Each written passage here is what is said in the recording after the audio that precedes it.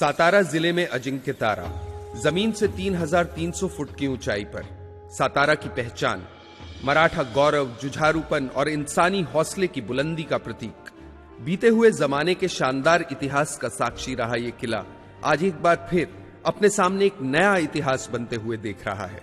अजिंक्य तारा पर आज से 3 साल पहले शुरू हुआ एक अनोखा प्रयोग। अजिंक्य ताऱ्याविषयीच्या बातम्या मी खूप पेपरमधनं वाचायचो। सातारचं मानबिंदू असणाऱ्या अजिंक्य ताऱ्याकडे सरकारचं दुर्लक्ष।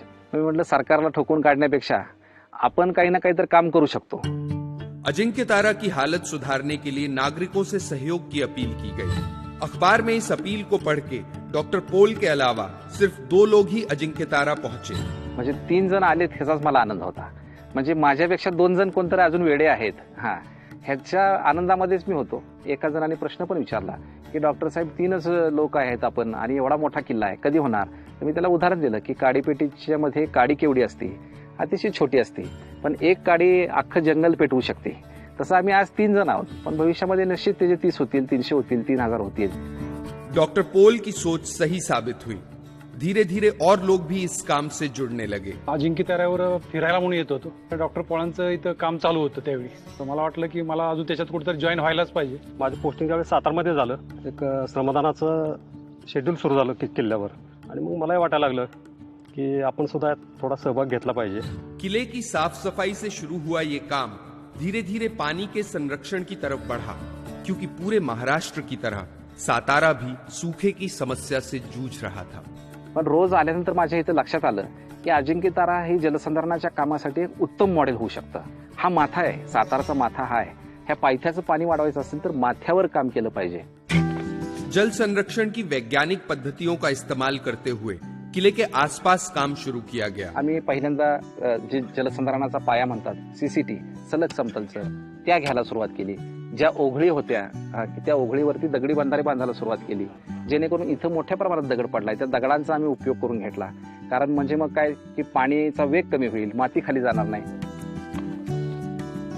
अखंड 1.5 किलोमीटर बांबूची रांग केली आहे की जेणेकरून जमिनीची धूप होऊ नये। 6 ते 6.5 हजार झाडं लावलेली आहेत, त्याच्यामधली 99% झाडं आमची टिकलेली आहेत। ह्याच्या मागचं कारण का मुलापेक्षा जास्त प्रेम आम्ही झाडांवर करतो। 3 साल के निरंतर प्रयास के बाद इस काम ने सातारा के जल संरक्षण में एक बड़ा योगदान दिया। शहर में पानी का स्तर उठ गया। बारिश कम होने के बावजूद सूखे और बंद पड़े कुओं में एक बार फिर कंकड़ों की दस्तक पे पानी जवाब देने लगा। उन्हाळा इतका आहे, आता पाऊस नाही, पाणी नाही, यावर्षी अजिबात बिलकुल पाणी नाही। तरी पण आजची जी पातळी बघतोय आपण ती जवळजवळ 15 ते 20 फूट पातळी आहे पाणी। इथली जी तळी आहेत त्यामध्ये जर बघितलं आपल्या तर इथल्या देखील जवळजवळ सर्व तलावामध्ये आता पाणी आहे। उजाड़ हो चुका जंगल फिर उगाया, पशु पक्षी लौट आए। सिर्फ 40 लोगों के हर रोज 2 घंटे के श्रमदान ने एक इलाके की काया पलट दी।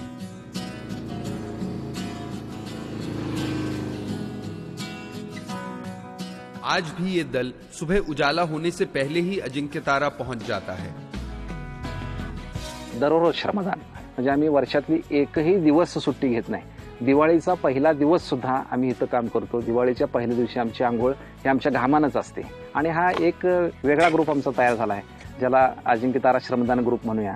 ही कुठली रजिस्टर संस्था नाही, कुणाला SMS पाठवायला लागत नाही, व्हॉट्सअपचा मेसेज करायची गरज नाही। उद्या काय काम करायचं काम ठरलेलं असतं, आपलं आपण लोक येतात, कुदळ फावड हातात घेतात, काम चालू करतात। जल संरक्षण के इस काम में समाज के हर तबके के लोग जुड़े हुए हैं। खास बात यह है कि यहाँ कोई छोटा बड़ा नहीं है, सब एक हैं, एक बराबर हैं, एकजुट हैं। प्रत्येक वेगवेगळ्या कॅटेगरीची माणसं आहेत। डॉक्टर्स आहे, कॉन्ट्रॅक्टर आहे, सुतार आहे, रिक्षावाला आहे, ग्रामसेवक आहे, सरपंच आहे, बिल्डर आहेत। पण इथं आल्यानंतर हे सगळे चेहरे मुखोटे आम्ही बाजूला काढून ठेवलेले असतात आणि सगळ्यांचा इथं आल्यावर चेहरा एक आहे की श्रमकरी। पर सवाल ये है कि क्यों कर रहे हैं ये लोग पानी का ये काम। मी या समाजात राहतो, या समाजातून मला काहीतरी मिळतंय, मग मी समाजाचं काहीतरी देणं लागतो म्हणून वेळ काढतात 1-2 तास। फक्त आपली पुढची पिढी किंवा त्याच्यानंतरच्या काही पिढ्यांसाठी आम्ही हे जीव ओतून काम करतो की त्याचा फायदा आमच्या मुलाबाळांसाठी, समाजासाठी व्हावा। 2 हात फक्त तुमचे द्या, कुठल्याही पोकलँडची गरज नाही, मशीनची गरज नाही। निश्चित जलसंधारणाचं उत्तम काम करताच येतं। हे सगळ्या गावामध्ये करता येईल। जे अजिंक्य ताऱ्यावर आम्ही केलंय हे गावातल्या प्रत्येक खेड्यामध्ये देशातल्या आपल्या करता येईल. आणि अशा प्रकारचं जर का प्रत्येक गावानं काम जर हातात घेतलं तर महाराष्ट्राचा पाणी प्रश्न हा निश्चित चुटकीसरकी सुटेल. आज हम सब पानी के संकट से जूझ रहे हैं. हम सब की जरूरत और ख्वाहिश है पानी. लेकिन पानी की ख्वाहिश क्या है? पानी की ख्वाहिश है समाज का एक साथ आना, समुदाय का एकजुट होना. क्योंकि जहां लोग एक होते हैं, साथ में आते हैं, वहां पानी जरूर आता है. अगर सिर्फ 3 साल में 40 लोगों का श्रमदान इतना बड़ा बदलाव ला सकता है तो सोचिए, अगर महाराष्ट्र के हर इलाके में लोग एकजुट होकर पानी के इस काम में आगे आएं तो कितनी बड़ी क्रांति हो सकती है. और इसी भावना से प्रेरित होकर पानी फाउंडेशन अपने काम की शुरुआत कर रहा है कि जब हम सब एक साथ आएंगे, समाज में हर एक तबका पानी की इस एक छोटी सी ख्वाहिश को पूरा करने का मन बना लेगा, तो वो दिन दूर नहीं जब हम अपने लिए एक सूखा मुक्त महाराष्ट्र का निर्माण कर पाएंगे. अजिंक्य ताऱ्यावरनं हा संदेश आपल्या गावागावामध्ये घेऊन जावा आणि जलसंधारणाचे एक उत्तम मॉडेल आपलं देखील गाव करावं आणि आपलं गाव सुद्धा अजिंक्य करावं.